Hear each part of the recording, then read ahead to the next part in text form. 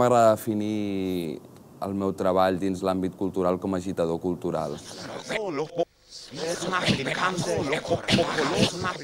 El punt de partida sempre és aquesta necessitat de nodrir-se del que ja hi ha i generar noves propostes, tant sigui com a autor com a organitzador.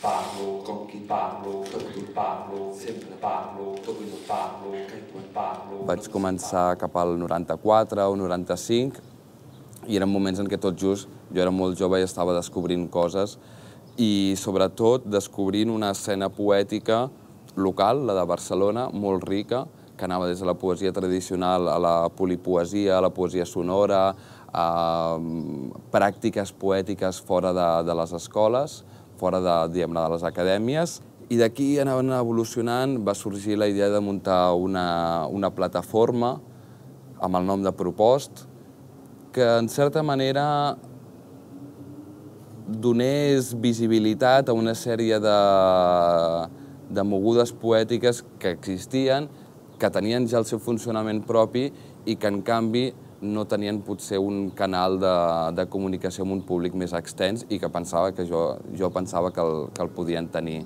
El primer gran projecte de Propost va ser Viatge a la Polinèsia, que era un cicle amb una certa regularitat, mensual o cada 2 mesos. Va començar el 97 i amb una data de final, que havia de ser l'any 2000. Per tant, 3 anys en els quals jo em plantejava d'anar-la seguint en diferents locals i de diferents maneres les diverses pràctiques de la poesia contemporània. Acabat això, que va ser el gener del 2000, amb un breu parèntesi, vaig decidir canviar bastant tota la dinàmica que havia seguit en Viatge a la Polinèsia.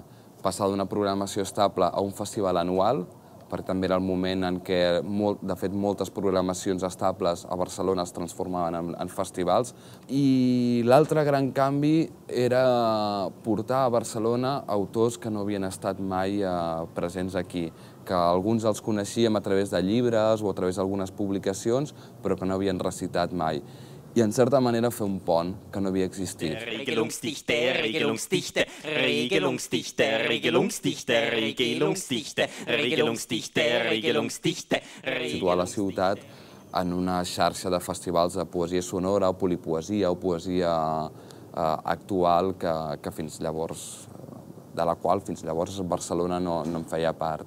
I el que a mi m'agradava era recuperar, en certa manera, i proposar de nou aquesta vinculació entre la poesia i el públic, que de fet és una vinculació que tradicionalment a Barcelona hi era, però el que no hi era potser és un cert tipus de pràctiques que no només jugaven amb la veu, amb l'oralitat en un sentit més genèric, sinó que també apostaven pel joc pel treball amb les noves tecnologies, que anaven cap a una hibridació entre mitjans, per tant, no només hi havia veu, sinó que també hi havia vídeo, hi havia efectes de so, hi havia jocs amb la música o amb la dansa.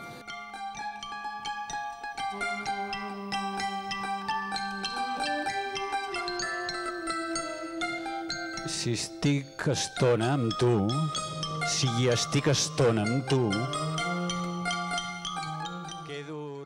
i, per tant, tot aquest treball de la paraula dita. I, de fet, el festival també té una evolució i, en un primer moment, els que hi participen són gent molt vinculada a la poesia, però conforme va avançant el festival, cada vegada hi van participant més autors que parteixen de la poesia però que estan ja directament treballant en altres àmbits.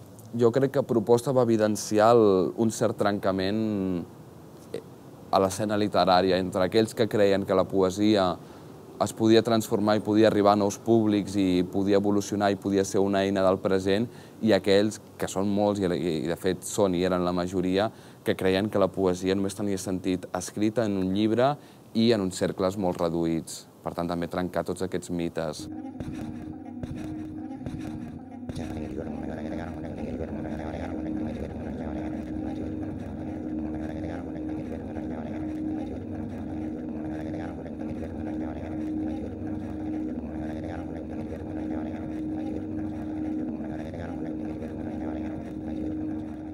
I, en certa manera, també reivindicar aquest paper de la poesia, aquest paper